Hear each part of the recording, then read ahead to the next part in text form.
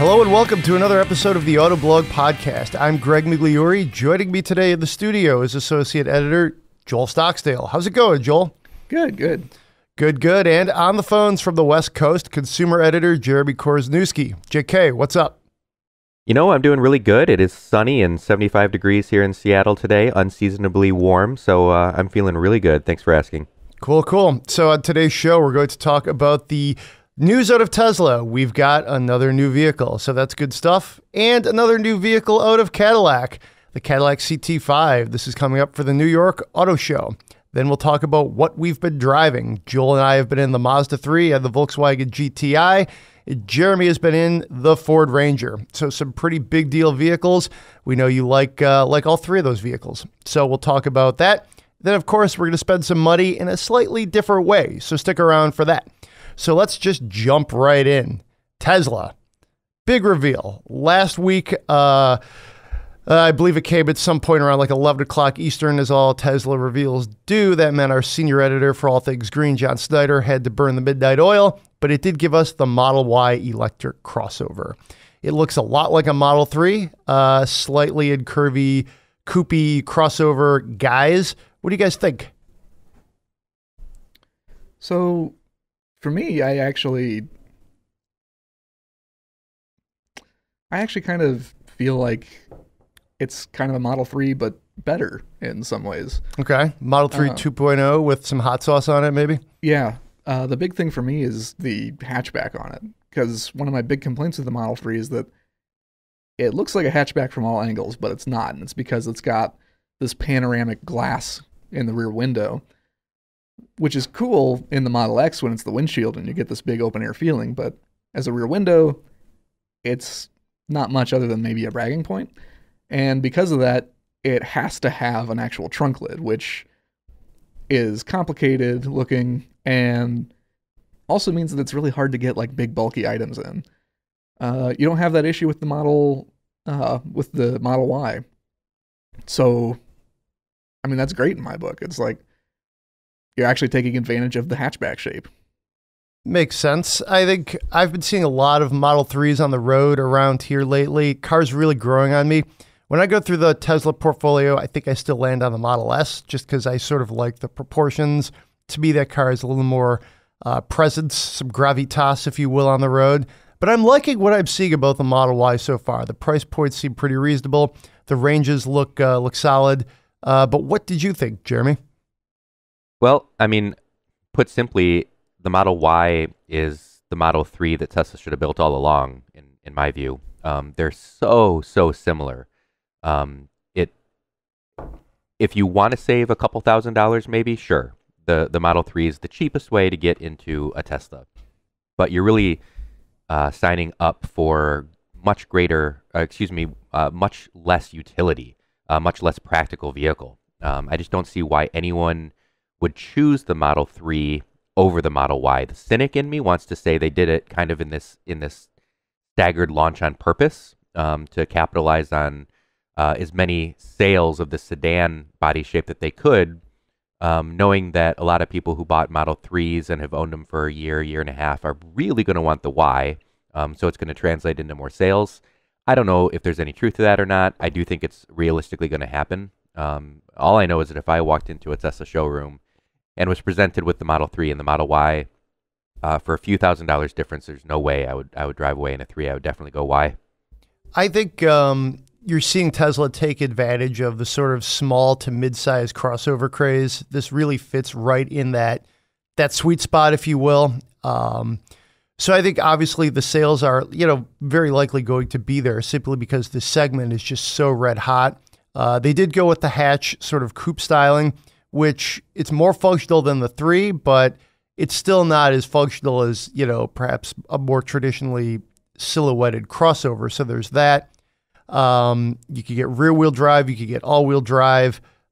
It's, I think they ticked all the boxes here as far as what they had to do. And obviously, like I said, this should be a successful product for them. Yeah. I think they ticked one box too many, though, on it. One of the big features that they were talking about during the reveal is that you can get a third row seat in the Model Y, and you can have up to 7 passengers. And I mean, the Model 3 isn't a huge car to begin with, and basically the Model Y is kind of uninflated Model 3. And I mean, I assumed that this third row seat would be like a rear-facing one, like in the Model S that you could get, but it's forward-facing. That's very odd. Yeah, and I don't know who would fit back there other than like very small children. I mean, you're not going to have a whole lot of headroom because the glass is sloping down at that point, and you're not going to have a lot of legroom because, I mean, you've got to fit those feet between another row of seats right in front of you. I think it's a little questionable that they would do that on a car with such a tight footprint, but you know, as someone who does have a small child, I could see where you might want to like consider, you know, you want to make every use of every ounce cubic foot of space in the car that you can. That being said, I can't imagine putting the car seat back there is going to be all that easy. And, you know, in this day and age, kids are supposed to be in car seats basically until they can drive, it seems like. So I don't know about that. I guess our sister site Engadget got a ride in this car. So, you know, you can check out their story. Definitely check out John Snyder's sort of analysis on this from last week as well to kind of gather your own opinions. But until I see this thing in person, it is a little hard to get a sense of like the dimensions, where everything like fits, like where you'd put your Nalgene, to go back to John. So I'm still trying to figure out exactly. I mean, I guess I've seen the Model 3 and that is a pretty good guidance, but still. Yeah, I'm looking at the Model 3 in profile in our image gallery. It's a pretty drastically sloping rear hatch. I'm looking at there's a picture of a blue one in profile. If anyone's following along while they're online, you can see the driver has got a couple inches of headroom. If you run his head straight back to the back seat. And a lot of times the back seat's a couple inches higher off the ground than the front seats are. That's going to be right at the limit of headroom for the backseat passengers. We're talking about a third row directly past there, and I'm not sure where anyone's head is going to go. I mean, of course, in any of these relatively small crossovers that offer 3 rows, you expect to have no leg room. Your knees are going to kind of end up in your chest, but I'm really kind of curious how much headroom, leg room, knee room, hip room, pretty much all of the above. I'm kind of like envisioning the tiny little back parcel shelf that they sometimes call seats in 2+2 cars. Yeah. And I'm betting that's probably what we're going to see out of the third row in the Model Y. Cool. How do you guys feel about the Model Y name? I don't love it, but it sort of fits with their nomenclature, their naming scheme. You know, we knew they were going to call it this. To me, this just is what it is. It's a Tesla. It's going to look cool, especially if you're like, you know, a techie. If you're an EV guy, you're going to like it. I don't know. The name itself, I don't know. Shoulder shrug. Well, clearly, we know that Elon Musk thinks it's really funny that the car company that he's helming has a model range that, you know, basically spells out the word sexy. The Model 3 was supposed to be the Model E. There was a trademark infringement, and they weren't allowed to call it the E, so they flipped the E around and called it a 3. So now we have S3XY, which obviously internet slang is sexy. That's kind of dumb, but, you know, not that big of a deal. If I were interested in it, would it keep me from buying one? Absolutely not. Do I think it's funny? No, not really, but, you know, whatever. What do you think this does with the Model X? I mean, they're obviously a little bit different segments, but to me, that car got old. That crossover got old fast. I don't think it looks particularly good. I see it on the road. It's just like bloated, kind of like balloon whale of a car. When I look at the Tesla portfolio, that's literally the last one I would pick. Unless I truly was like, I want a Tesla and I need like that type of crossover. So to me, the Model X is sort of like meh, you know, it's yesterday's sort of news at this point. I mean, I think the Model X still has, it's still got a secure place in the lineup. It's by far the most practical version of like any Tesla available. Yep. It's also a lot more expensive than the Model Y. And I think it probably still appeals to the kind of person that wants something with a lot of gizmos and techno wizardry. Like, it's got the gull wing doors and it's got the... Those do nothing for me, by the way. But I mean, like, they're neat to see, and I'll admit I'm impressed that they did go through with it. But they're not really useful. Yeah. I mean, I'm really happy that the Model Y does not have Falcon doors. yeah. And I think I even remember Elon Musk saying something about that, like, they made a mistake with going through with that. he did basically, he kind of tacitly admitted that, because how it's a crossover, and people who buy crossovers have to put stuff in the back. I mean, in this day and age, everybody buys crossovers, but at least the theory, the function for them is you're putting kids back there, you're putting your stuff back there. And a gull wing door is not practical, especially like, imagine you're at Costco. How are you going to open those things? You have to park in the back 40 and then let your doors open up. I mean, to get the dog food in. I mean, I don't know. To me, it's not to rag on that car too much, because it is, like, to Joel's point, if you're in that, you need to be in that segment for that, like, practical application. Sure, that's one way to go.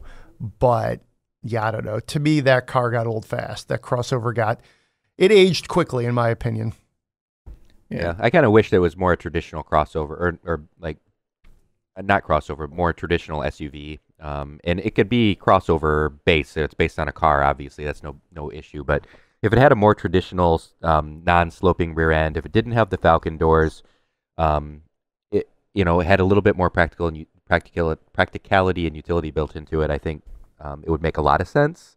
But as it is, it's just kind of like a really expensive fashion statement. Cool. All right, so that's the Model Y. Be sure to check out our full coverage. This happened at the tail end of last week. Tesla, to me, is it's enduring. It's ongoing. Can always talk about it. So check out our full coverage. John Snyder did a great job. We had some good posts surrounding, like, the reveal and the analyses, so check all those out. But let's shift gears now to the Cadillac CT5. This is a sedan. This replaces the CTS in the Cadillac lineup. We've basically been hearing about this. This is very much expected. Cadillac usually has a pretty good showing at the New York Auto Show. It's important for them as they try to sort of, increase their following on the coasts, specifically the East Coast. So it looks pretty good to me. We've seen these pictures. I am excited to see what this looks like, in person on the street. Again, this basically replaces the CTS. We thought this was going to replace the ATS, but maybe not quite. More on that in a second. Turbo 4-cylinder V6.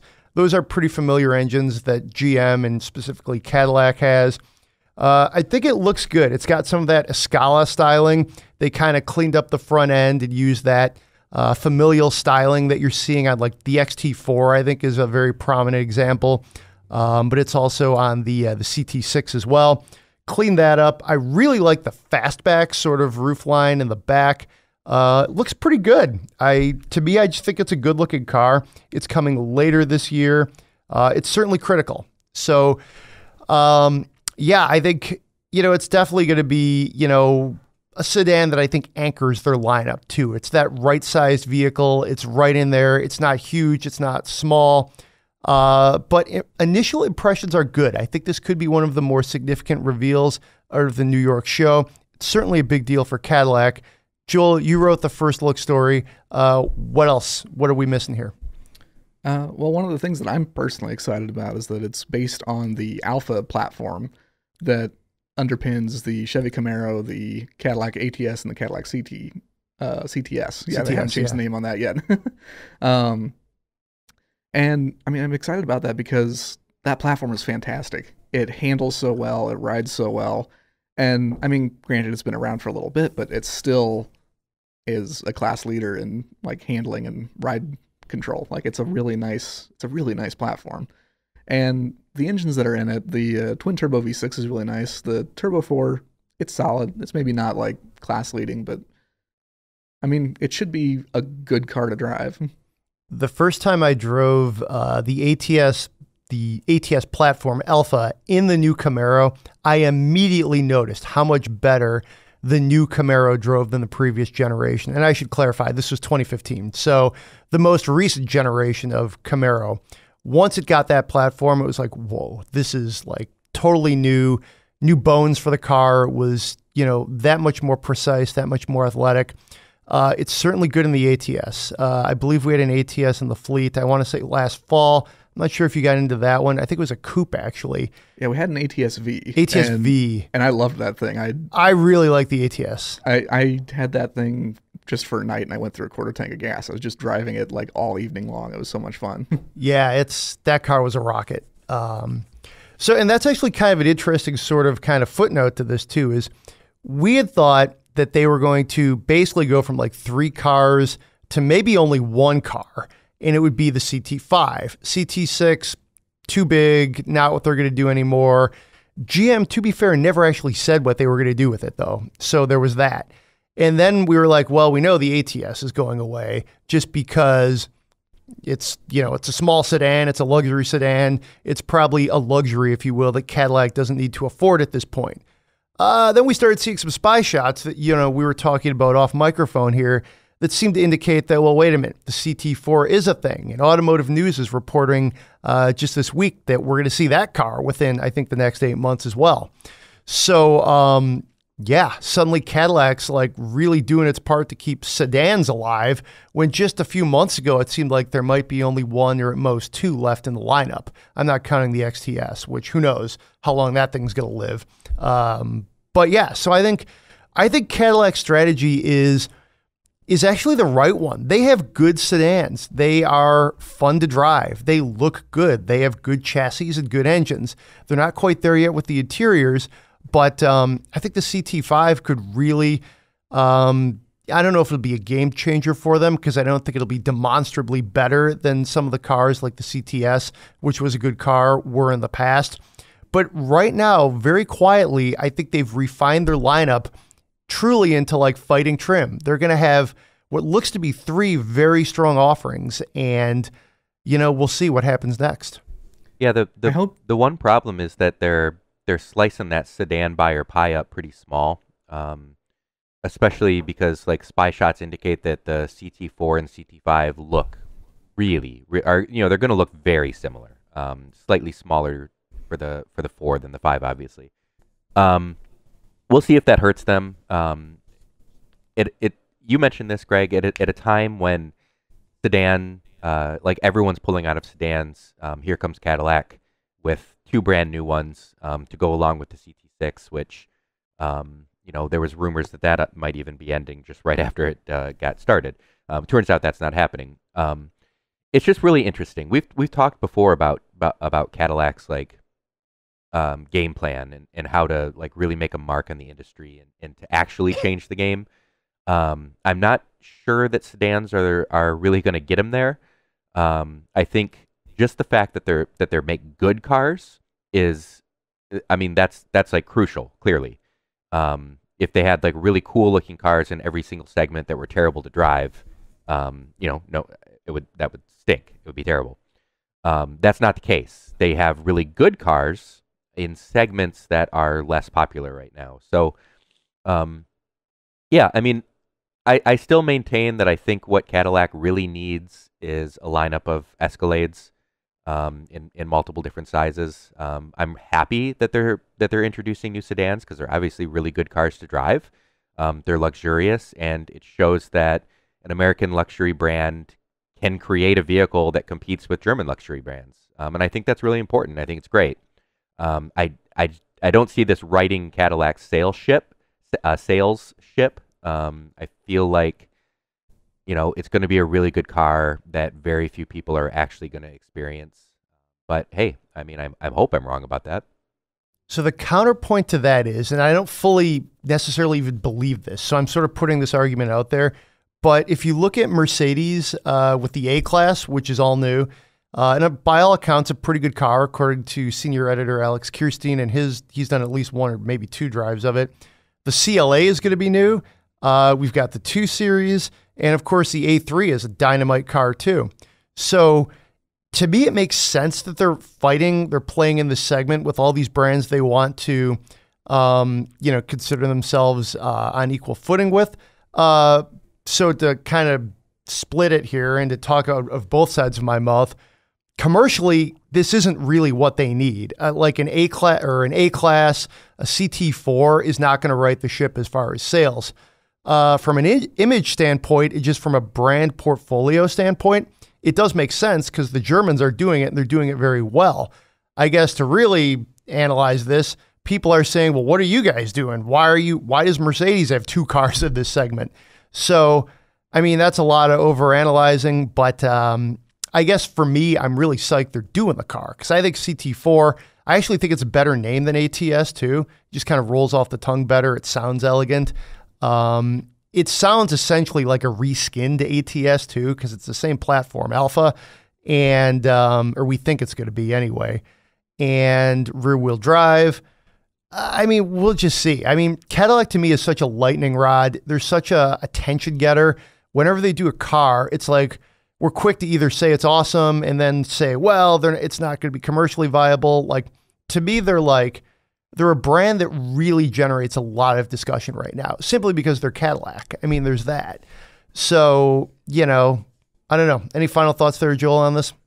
So, back to your point about like Mercedes. They do have a lot of cars, but Mercedes also has a whole lot of SUVs. And they keep bringing out extra versions of SUVs, coupe versions and performance versions, and in between performance and luxury versions. And they sell so many of those. And I mean, I think they can also get away with having a lot of different car brands because if their cars stop selling as well, they've got their SUVs to help subsidize that. And their SUVs are really, really good. Whereas Cadillac, on the other hand, I mean, their cars are great. They don't sell, though. And for SUVs, I mean, there's the Escalade. There's always going to be that, probably. And that's a unique vehicle. It has a unique presence and image that will help it always sell. But Cadillac keeps giving us these other crossovers like the new XT6 and the XT4 and the XT5 that are all kind of blah. They're like front drive based, kind of rebadge crossovers from other brands that they aren't necessarily as stylish or as dynamic. And I worry about that because it's like that's the field that you really have to be in right now, that you have to be competitive in. I think Lincoln knows that very well. The new Navigator has a spectacular interior. It looks great. And the Aviator, it's going to be rear drive based. It's going to have Mustang pieces, as everybody likes to say, and the suspension. Yeah, I mean, I think Lincoln's game plan is stronger than Cadillac's right now because I'm sure Cadillac's cars are going to be great, but they've always been great, but they haven't sold. That's an excellent point. I mean, when you really think about it, there was no real problems with the ATS or the CTS. And we thought they were sort of like, reshuffling the deck, get rid of these cars, focus on SUVs, maybe cars come back at a later point. Now it sounds like they're like, well, we're going to get these cars back out there. And then they're sort of just filling the buckets with these, like you said, XT4, XT5, XT6, which have not been blowing the doors off people. That's the other thing. The Escalade is still like great, but they have not been like winning in these other critical crossover segments. So until they do that, I think that's going to be a tricky proposition. Obviously, GM is really invested in them, so they're going to get some time. Even if these crossovers, like this first generation of crossovers, does not necessarily win, the second gen might. So I don't know. I mean, obviously they have a lot of time and a lot of money, but at some point you got to start winning. It's like a football team. How long is the rebuilding program going to take? So, and if I can add just one last thing about it, something else that I'm really kind of confused about is why Cadillac isn't taking advantage of its really great car platforms to create crossovers. I know that it's probably cheaper to rework existing crossover platforms from other brands, but if you really want to be a luxury brand that stands out, you should have something a little bit more interesting and exciting. And Cadillac actually used to do that. If I remember correctly, the original Cadillac SRX was based on the CTS platform. And I don't know why they don't do something like that now. That would make sense. That would definitely be a tweener kind of vehicle. And that's an excellent point. And that kind of made something percolate up. I think actually the reason they are sort of killing then not killing their cars is they still have these factories open. Like the CT4 and CT5, I believe, are going to be built in Lansing. So they basically have said, we're not closing those plants. So for now, they're going to keep building those cars on these platforms. So it's almost like they're trying maybe not to make a mistake. And the other thing that I think it's probably worth noting is even though it's surprising that they're still sort of playing in some of these sedan segments, these cars are already developed. Even if they're renaming them and changing the styling, my guess is these are not all that different. The CT4 is probably going to be pretty close to an ATS. The CT5 is essentially a CTS. It's just like a new, I would say, like it's more than a model year refresh, but something short of a new generation. Let's put it that way. So it's almost like maybe when Lincoln was not killing the town car, it just kept going and then they'd like change the styling, but we all knew it was still the town car. I don't know. I'm very optimistic about these cars, but to Jeremy's point, we'll see how the business stuff plays out. One new model every 6 months until 2021. And of course, they've got an EV strategy that they're working on too. So now there's a lot we don't know. I think the EV strategy, that I think is a smart move, especially if they can kind of become the second word in electrics after Tesla. I mean, regardless of your opinion of Tesla, they still are like the name in high-end electric cars. Absolutely. Absolutely. So let's move on to what we've been driving. We'll kick things off with the Ford Ranger, which Jeremy has been driving. I've been starting to see a few of those on the roads around here. I am really excited about this vehicle. We're actually going to do a test with the Ranger and a few other mid-size comparisons. More on that to come. We're going to do that in early May. So watch that. But Jeremy, what did you think of the Ranger? Yeah. So I'm working on a write-up to this that'll go along with this point, but podcast listeners may get an early glimpse of that. So the amount of hype and build-up that goes along with the Ranger is amazing to me. I know that everyone has been looking forward to this vehicle. There's a lot of people who grew up on Rangers, I think, and so the name, just it being back, is like super important to people. But anyone who follows Autoblog realizes that we drive a lot of really, really cool cars. I got more attention in the week that I drove the Ranger than anything else I've driven in recent memory. The very first time I took the car out, and granted, it was like a bright orange, like a metallic orange color, so definitely you're going to notice it. First time I parked it on the street, someone stops me and says, man, I don't know what that is, but that is a nice looking truck. Like, oh, it's the new Ford Ranger, blah, blah, blah. Next time I park it, like 15 minutes later, move to a different store in a parking lot, someone stops me and says, hey, is that new Ford Ranger? Yeah, it's the new Ranger. I tell him a little bit about it, and he's like, man, I love that thing. I've been waiting for that. I can't wait to take one for a test drive. And if I like it, that's going to be my next car. And didn't stop all week. Every time I parked, every time I got out of that car, attention from everyone. It was a little bit surprising because we're talking about a mid-size pickup truck. We're not talking about a sports car or a supercar or the new electric Wondermobile. We're talking about a mainstream mid-size pickup truck. And I think that's really great news for Ford. I'm liking the Ranger more and more.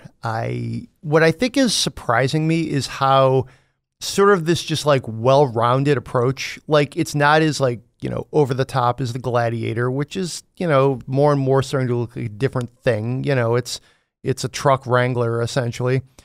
It's just, I've seen them on the streets around here, Metro Detroit. They look good. They're subtle. They just have that right, truck kind of look, that very much like mid-sized truck look, which I think is good. I'm excited about it. I think right now I would put it, I really like almost everything in that class, to be honest. I really do. I like the Colorado a lot. I still think the Gladiator is my favorite without having driven it yet. Ranger's right up there. And then honestly, the Taco. I love the Toyota Tacoma. That's a truck that a lot of people like metrically, it doesn't drive that great. It's, yeah, I know. But I really like that truck. So to me, the Ranger could be the overall winner in that segment. You know, once we test them all out, I think it's really tough because if you get past just like, I don't know, the guts and glory of the Gladiator, the Ranger looks to do a lot of things well. And I think a lot of people are really, you know, not everybody wants a Jeep. So a lot of people do, but not everybody does. You might say, well, I don't want a Jeep. What's next? And that's where the Ranger comes in. How are you feeling there, Joel?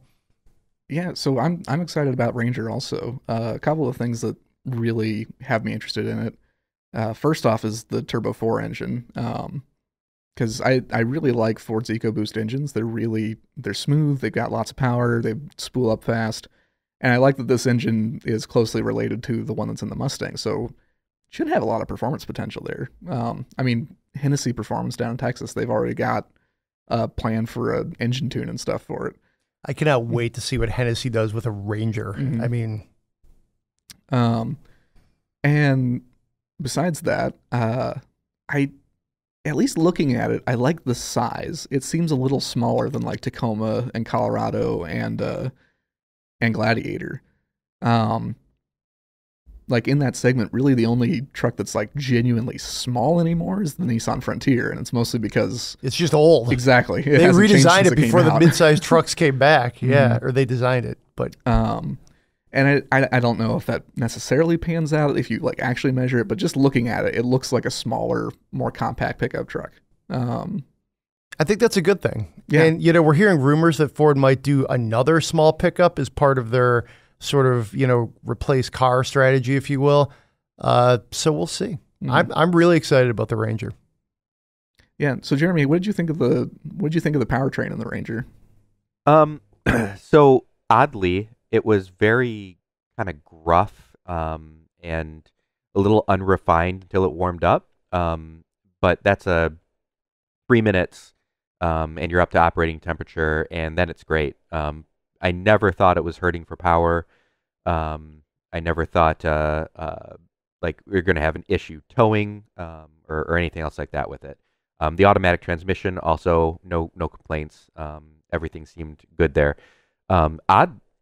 The odd thing about it is, at no point did I ever think we're dealing with 2.3 liters of displacement, which, you know, that's small for a truck, you know, especially something, you know, a 4-door 4x4. Like if you stop and think about it, it's amazing how much power they're making out of that engine. And it drives like it, you know, it feels like a traditional truck. It's like kind of burly, feels torquey right off idle. So yeah, I think it's spot on. It was the right decision for them to go with that. Cool. Yeah, that's going to be something I'm really cognizant of aware of, if you will, when I get behind the wheel of it. I think that's, Joel, you make a really solid point there. So moving on, a couple more cars. We'll just kind of whip through them here to close things out. Mazda 3, we had that through the fleet. That is a very enjoyable car, very handsome car. I spent the weekend in it. I accidentally ended up taking it for the weekend. I was only supposed to take it for one night, but circumstances conspired, and I think it's, you know, probably the best handling car in the segment. The interior in this one is so good. The materials are right. It's the design, the shapes. It's got that cliched cockpit sort of feel. It does, like the way the door pieces kind of angle in. It's ours was, I believe, it had some like black leather and some like white or gray leather too, I think. Yeah, inside it's great. Seats bolster you pretty well. I got a car seat in it, in case you're wondering. I really enjoy driving it. It's, you know, outside it looks so good. I mean, just all the curves and then like sort of the very subtle angles. I was up pretty early on Saturday morning driving around town. Was tweeting out some pictures of it. It just, to me, this is the style leader and probably the drive character leader right now in this segment. Then I I just really enjoyed the car. I don't want to gush over it, but I was surprised. Not surprised, but the only thing I didn't like was the infotainment is something that I still find is a bit challenging to use. I don't know, that whole wheel thing where you have to push down a couple times, then twist. Yeah, I don't know. To me, you're still pushing and twisting too much just to simply change the radio station. So, I mean, again, I knew I was going to like the car, but it's actually been a while since I've driven one. So I guess I was surprised how much I like it. Yeah, I also love this thing. Like it's a really, really, really good car. It looks excellent from the outside. The interior is amazing. It's definitely roomier than the old one. My parents have a previous generation Mazda 3, and like the driver's seat is a little bit on the tight side with the center console and things. It's just all a little bit kind of pinches you in. This definitely feels a lot more roomy. I love the instrument panel and how like the air vents kind of blend into it and how the controls are kind of canted toward you. It does feel driver centric. Definitely. And like the leather everywhere was really nice. This was a top trim Mazda 3, but do you remember what the price was by chance? Well, I was just going to get to that. So it's right about like $29,000. That's what I thought. To me, that felt like a really good value. Yeah, because this really feels like a luxury car interior. Absolutely. Yeah. And all the buttons feel really nice. All the knobs have a nice weight to them. It's a great place to be. Honestly, let me talk about the way it drives too. It handles fantastic. It has lots of grip. You can drive it hard into corners and it just holds on. The steering has a nice weight to it. It's got a little bit of feedback. The engine is peppy enough. I still want a turbo engine. So if anyone from Mazda is listening, please put the Mazda 6 turbo engine in there and pair it with a manual. You might get a deposit from a certain someone on this podcast. But yeah, it's peppy. It handles amazing. Something that I was paying attention to was, since it's got a torsion beam rear suspension now instead of an independent multi-link, I was curious to see if that was going to make it worse, but it feels as good, maybe better. Like it feels very solid going over bumps. It doesn't feel like the back end wants to kick out at all. So torsion beam is a non-issue. Yeah, it's great. And I would genuinely say that if you were looking at, say, like an Audi A3 or maybe even a Mercedes A-Class, maybe stop by Mazda first, because you might save like $10,000 or $15,000. Because like I feel like this is genuinely just about a luxury car alternative. That was my thought too. I think the interior of this one, as equipped, was nicer than many of the cars you just named. Certainly in their base trim. And the chassis it's so dialed in. The brakes are great. The steering is really solid. I think it's even better than the last gen. I drove that last gen on a track multiple times. I mean, that was a fun driver's car too, but I feel like they keep advancing. It's really, I think, putting some heat on the Civic now, which is, I guess, the best in segment. I would probably at this point have to drive them back to back though. I mean, the Civic is just, you're talking about overall excellence in so many different areas. That car is really good looking. It comes in the hatchback variant. I mean, to me, I think the Civic would probably still win slightly in a head-to-head comparo, but look out for Mazda. Yeah, I think my only two real complaints are the back seat in the Mazda 3 is still pretty tight. That's been an issue with the Mazda 3 for a long time now. Competition, especially like the Honda Civic, have huge back seats that are super comfy. Mazda 3 is still kind of tight. And some people might be put off by the Mazda 3's ride. It's very smooth and it feels extremely composed. Like it does feel European, but it's also very much on the firm side. And if that bothers you, you should probably look elsewhere. But those are basically my only two complaints. I actually liked the infotainment system. That's interesting. I thought Mazda's old system was decent. I think this is much more responsive and faster. And I think it's a lot better than any German infotainment system. Because, like, BMW and Audi have kind of similar infotainment systems, but with way more menus that you have to dig through. That's true. I think my point of frustration with the infotainment was simply just doing like radio channel, like just getting from like 1 to 2 was just so frustrating for me. UX experience is what it is. Mm-hmm. But let's move on real quickly to the Volkswagen GTI. We just had one in the fleet here in Detroit, but I know both of you guys have driven it, many times over its current generation. This one was bright red. It had the chrome exhaust tips.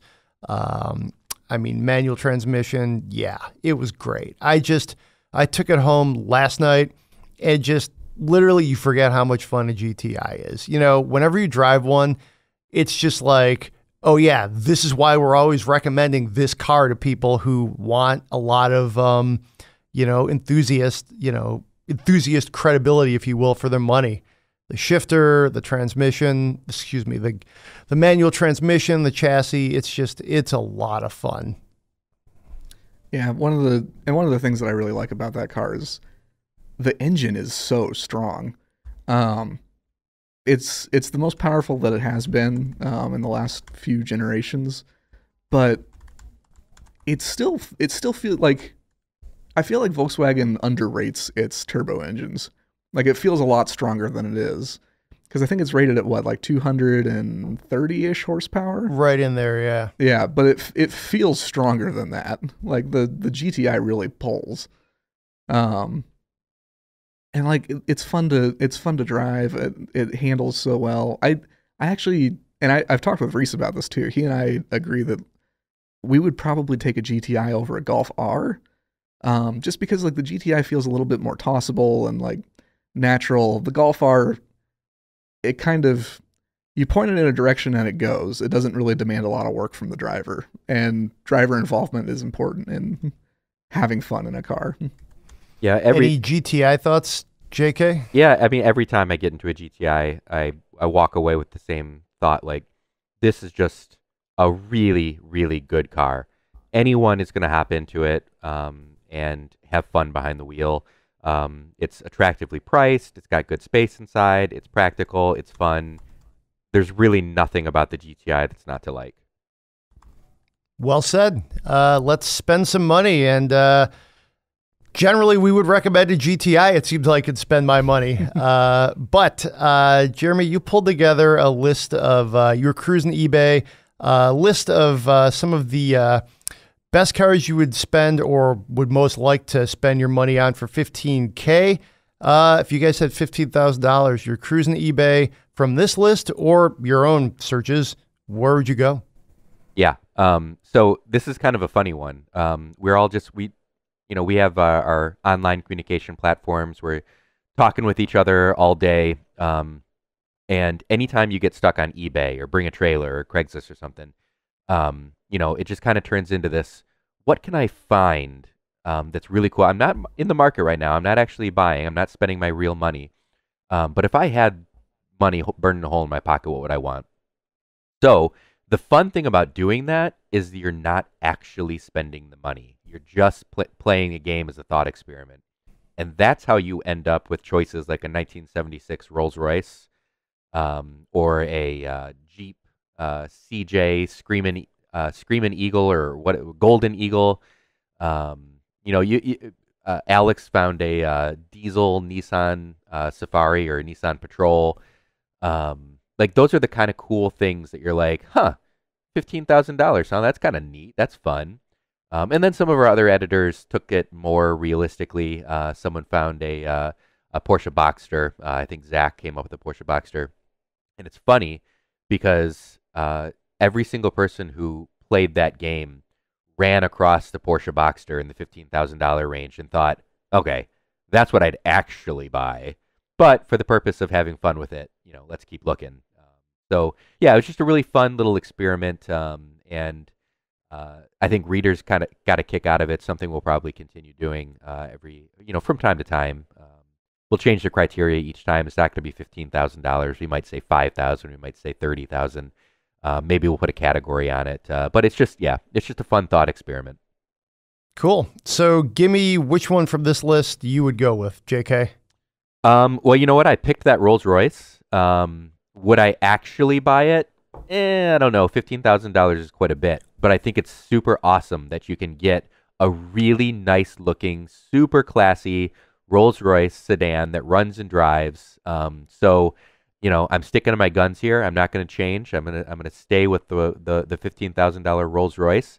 And for all the people who are going to say like, oh, that's going to be a maintenance nightmare, there's going to be some maintenance. You know, but I just want you to know those 6 3/4 liter V8 engines that Rolls-Royce and Bentley used, those things are bulletproof. They are highly reliable, very strong, under-stressed engines. It uses a GM Turbo 400 3-speed automatic transmission, which they put those in like every General Motors product from the early 1970s up through like, you know, I don't know, like the 1990s or something. It's all basically the same transmission. That's super easy, super reliable. Anybody can work on that. The suspension would be a problem. The brakes are really expensive, stuff like that. But still, 15 grand. I can afford to put a little bit aside for future maintenance, and I'm driving a freaking Rolls-Royce every single day of my life for $15,000. That's awesome. I like that mantra. Go ahead, Joel. Yeah, and I suppose if you did get fed up with that Rolls-Royce engine, it's got a Turbo 400 in it. Bolt up a small block to that, no problem. There you go. There you go. As for me, I think what I would go with is, and I saw a lot of these when I was searching around, I think I'd go with a C5 Chevy Corvette. I think it may be my favorite generation of Corvette for like looks and performance. And I don't know, it would be really fun. And I have never owned a V8 vehicle, and I think that would be a great place to start. And especially because Corvettes actually get good gas mileage, which is a really weird thing. I mean, you can get like high 20s in a C5 Corvette without much trouble. They're geared high and they rev low on the highway. So yeah, I think that's the way I would go. Either that or completely other end of the spectrum. I saw a couple of classic Mini Coopers that caught my eye. Ooh. And those things are a blast. I've only ever driven one like low speed in a parking lot, but like you get a good one, it's cliche, but it genuinely feels like a go-kart. The steering is really tight and heavy and direct, and it's really quick. It handles like almost completely flat. They're fun little cars. Those are excellent choices. I like all of those. For me, it would be the 78 Jeep, the CJ5 Golden Eagle, all day. Love that era of Jeep. That's what I would do. I guess if I was thinking somewhat practically, the Boxster is really the car that, you know, you could drive that, you could enjoy it, you could drive it forever, not forever, but for, you know, get some fun miles out of that, use it somewhat practically as a commuter car, but also, you know, it's your toy car. But that's how I would go. Check out this eBay auction find, if you will, on our site. Really nice piece of work by Jeremy compiling this. And that's all the time we have this week. Thanks for listening. Be sure to send us your Spend My Monies at podcast@autoblog.com. If you enjoy the podcast, and we hope you do, please give us a 5-star rating on Apple Podcasts or wherever you get your podcasts. Thanks, guys, for being with me this week. Thanks for listening. Be safe out there. We'll see you next week.